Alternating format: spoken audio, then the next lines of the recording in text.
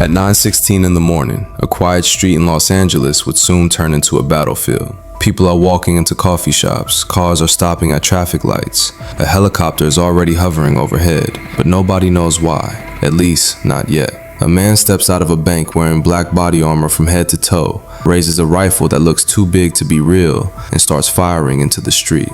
This is February 28th, 1997, North Hollywood, and in the next 44 minutes, the LAPD will be dragged into a gun battle so violent, so public, and so one-sided that it will permanently change American history forever. But before the cameras, before the helicopters, before the hundreds of officers pinned behind cars with pistols that don't work, this story starts years earlier with two men who felt invisible, angry, and obsessed with power. Larry Phillips Jr. grew up around crime. Not petty crime, not mistakes, real crime. His grandfather robbed trains. His father robbed graves. Crime wasn't shocking in Larry's family. It was normal, almost expected. But Larry didn't start out violent. He didn't dream of shootouts or chaos. He wanted status, respect, control. In the early 1980s, Larry dropped out of high school and started going to Gold's Gym in Pasadena. Back then, Gold's Gym wasn't just a gym. It was a culture. Strength meant power.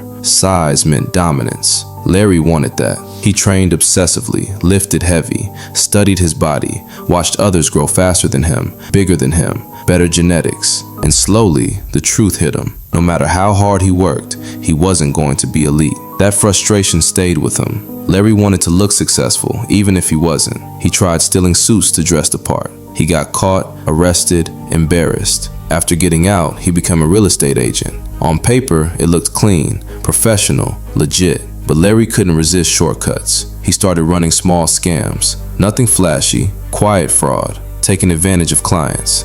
Easy money with low risk, or so he thought. Larry didn't see himself as a criminal. In his mind, he was just smarter than everyone else. Then there was Emil Mătăsăreanu. Emil's story was different, quieter, sadder. He immigrated from Romania to the United States in 1976. He was born with a rare heart condition that made physical activity difficult. Exercise wasn't just hard for him, it was dangerous. As a kid and teenager, Emil gained a lot of weight, at one point over 300 pounds. School was brutal. He was bullied constantly, mocked, isolated, pushed aside. While others were building confidence, Emil was building resentment. He became withdrawn, angry, bitter. But in 1989, something changed. Emil decided to lose weight, to take control of his body. He signed up for Gold's Gym in Pasadena, the same gym as Larry Phillips. No one knows for sure when they first spoke, or how they connected, but when they did, it clicked. They were different men, but they shared something important. They both felt wronged by the world, and they both loved guns. Larry already had experience with firearms. Emil was fascinated by them, studied them, learned them, treated weapons like tools, not toys. They talked, trained, watched each other, and slowly, crime stopped being a side thing. It became a plan. In the early 1990s, Los Angeles was drowning in bank robberies. In 1991 alone, there were over 9,000 bank robberies in the United States. Nearly a quarter of them happened in Los Angeles. That meant one bank robbery every 45 minutes while banks were open. Most were simple jobs. Walk in, hand a note, grab cash, leave. The average payout was small, usually under $2,000. But banks adapted fast. Security guards, die packs, trackers, cameras, locked compartments, random cash deliveries. The government stepped in too. Minimum sentences for bank robbery jumped to 25 years, and it worked. By the mid-1990s, bank robberies in LA dropped by more than half. But something else happened. The criminals who stayed didn't quit. They evolved. If the risk was higher, the reward had to be bigger. Robberies became more planned, more aggressive, more violent. Larry and Emil were watching all of this closely. Between 1990 and 1992, investigators believed they committed small robberies together. Convenience stores, small businesses, cash couriers, nothing headline-worthy, but it gave them experience. They learned timing, escape routes, police response times, mistakes to avoid. Just like any business, they started small. Then in 1993, they crossed the line. They ambushed an armored car. It was clean, fast, successful. Tens of thousands of dollars gone in minutes. That job changed everything. It proved something dangerous. They weren't just capable capable. They were confident. But confidence attracts attention. 3 months later, everything almost ended. Larry and Emil were driving a rented car when they got pulled over for speeding. A normal traffic stop, routine, but Emil panicked. When the officer asked who owned the car, Emil said it belonged to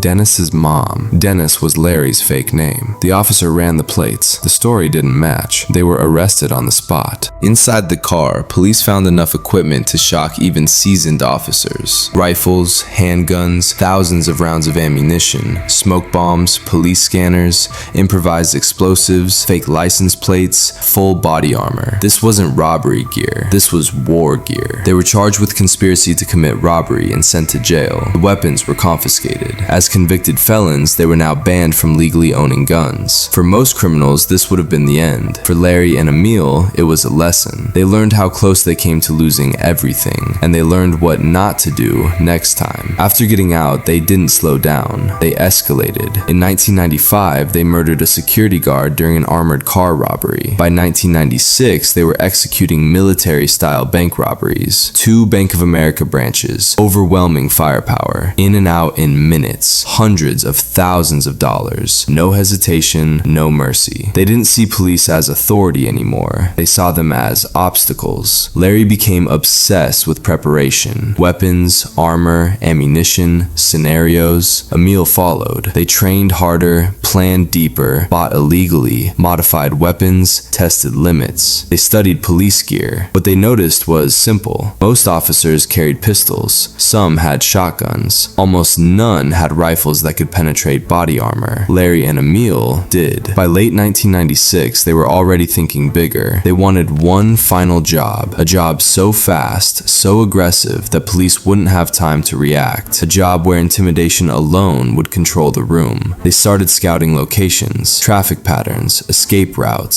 civilian density, police response times. Eventually, one place stood out. A Bank of America branch on Laurel Canyon Boulevard. Large, busy, right next to a highway. Shopping mall on one side, residential streets on the other. Perfect. But before the robbery could happen, they needed to prepare. And that preparation would turn 2 criminals into walking war machines. Every mistake they had made before became a rule. Every close call became a lesson. And every weakness they saw in the police response became an advantage they planned to exploit. They didn't see themselves as robbers anymore. They saw themselves as unbeatable. Larry led the preparation. He was obsessive, methodical, cold. He kept notebooks, timelines, mental checklists. Every detail mattered. How long it took the police to respond. How long it took backup to arrive. What angles officers usually took for cover. What weapons police could and couldn't use. Most patrol officers in Los Angeles carried 9mm pistols or revolvers. Some had shotguns locked in their cars. Very few had rifles. Larry knew what that meant. A pistol round wouldn't penetrate heavy body armor. Shotguns were devastating up close, but useless at distance.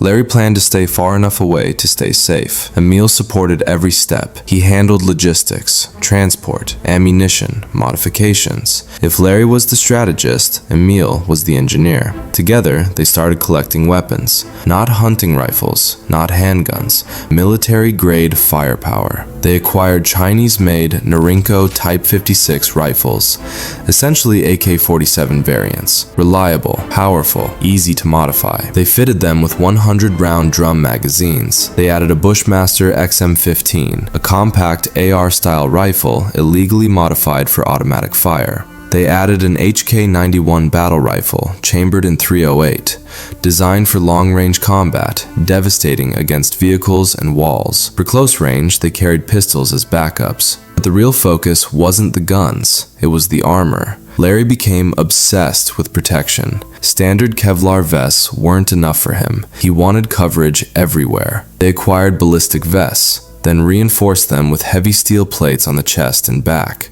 Larry went further. He wrapped his groin, thighs, arms, and legs with homemade Kevlar padding, layer after layer, heavy, uncomfortable, but it worked. In his mind, pain was temporary, survival was permanent. Emil wore armor too, but not to Larry's extreme level. By the time they finished, they weighed significantly more than normal, slow, bulky, but they believed they were untouchable. They tested their gear, fired at steel, studied penetration, compared rounds. Larry compared police ammunition to their rifles, rifles. The difference wasn't close. Police pistols fired small rounds meant to stop unarmored suspects. Their rifles fired rounds designed for combat. They could punch through cars, concrete, light cover, and Larry smiled at that. Next came ammunition.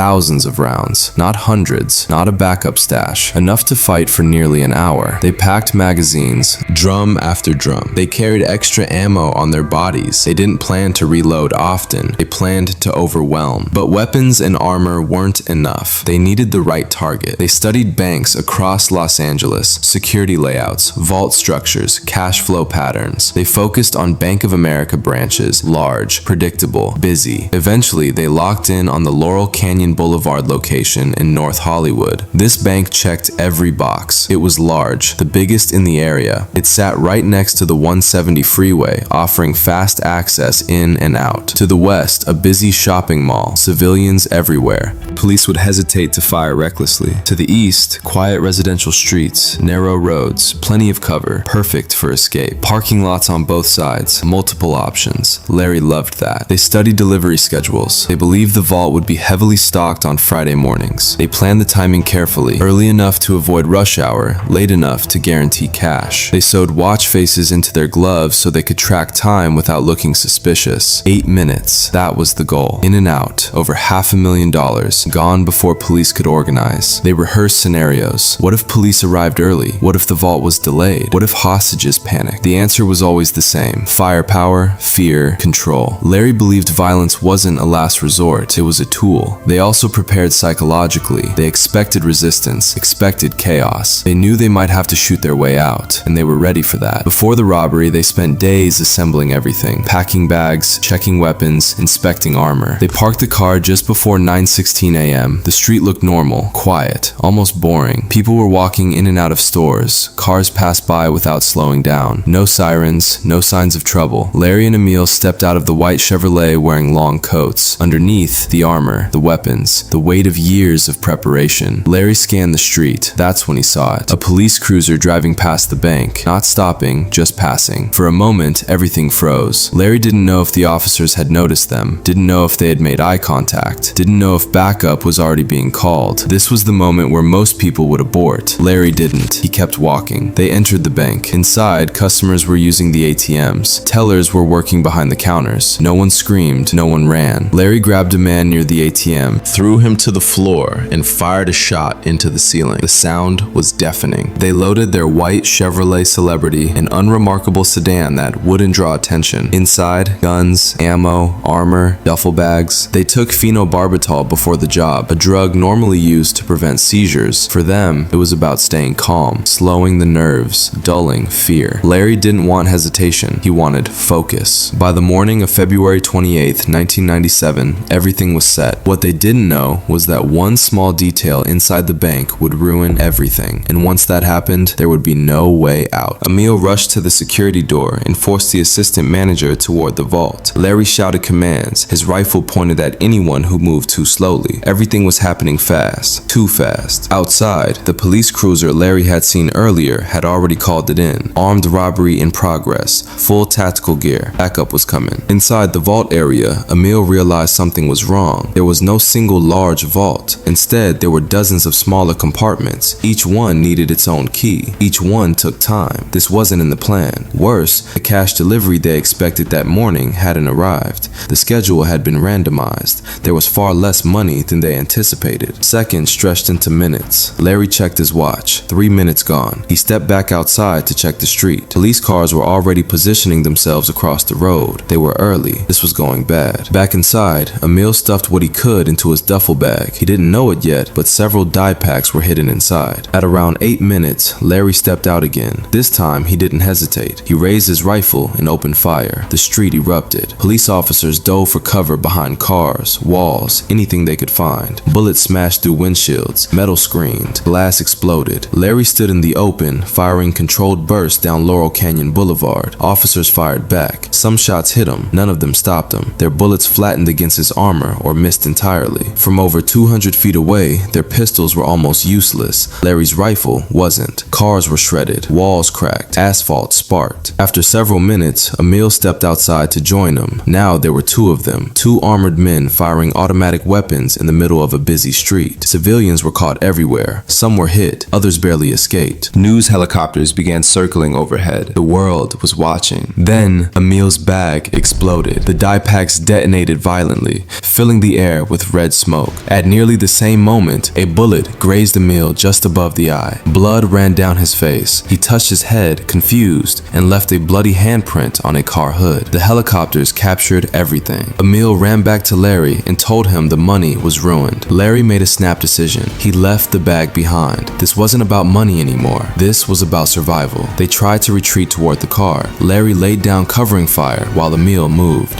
Then they switched. They were disciplined, methodical, but the police numbers kept growing. Larry was hit again and again. One round slipped through a gap in his armor and struck his torso. He barely reacted. He was running on adrenaline and drugs. When his AK ran dry, he sprinted to the car and grabbed the HK-91. The sound changed instantly. Deeper, louder, more destructive. He resumed firing, punching holes through vehicles and structures. At one point, Larry fired at a news helicopter hovering above him. He missed, but the message was clear. No one was safe. Then the car tires were hit, flat. The engine sputtered. Emil managed to drive anyway, crawling forward while firing out the window. Larry moved alongside the car, using it as cover. More bullets hit his armor. One struck the magazine well of the HK-91. The weapon jammed completely. He couldn't fix it. He dropped it and grabbed another rifle. This one malfunctioned repeatedly. Every few shots, it jammed. Larry had to manually fix it again and again. Time was running out. They turned into the residential streets east of the bank. Houses, fences, narrow roads. Police were everywhere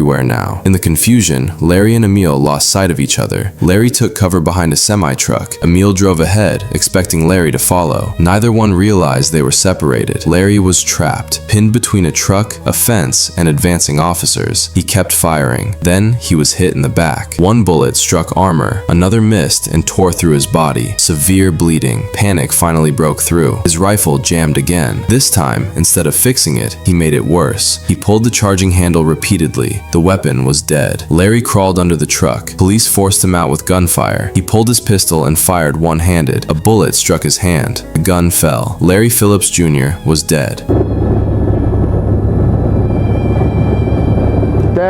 Down.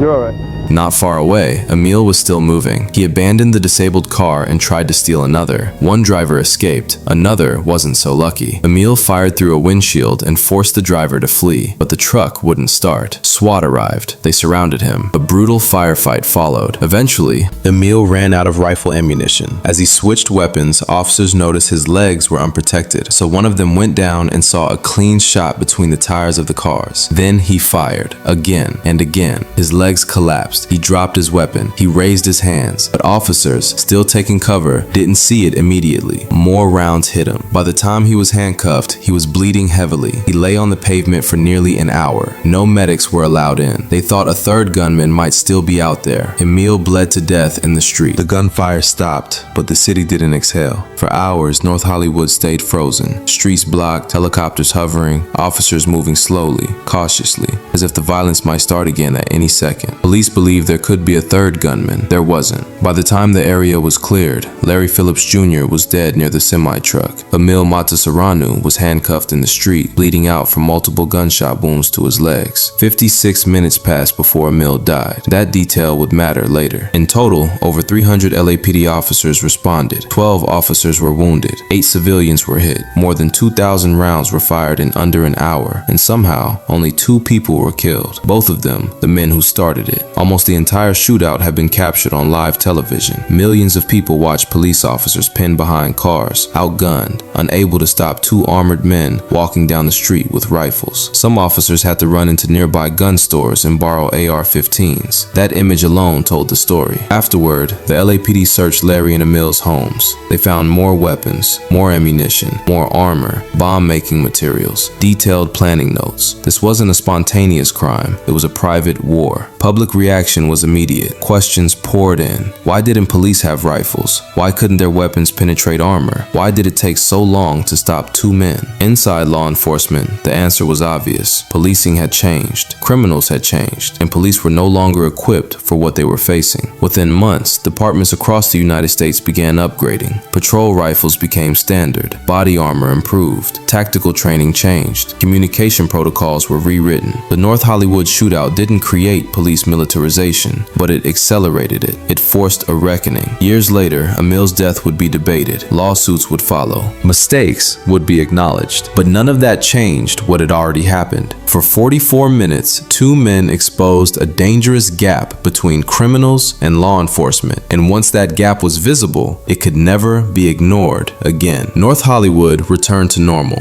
The bank reopened, traffic flowed, people went back to work. But American policing history was never the same. That morning proved one thing beyond doubt. Preparation can make someone feel invincible, but no plan survives chaos. And when violence becomes the strategy, there is no winning, only an ending.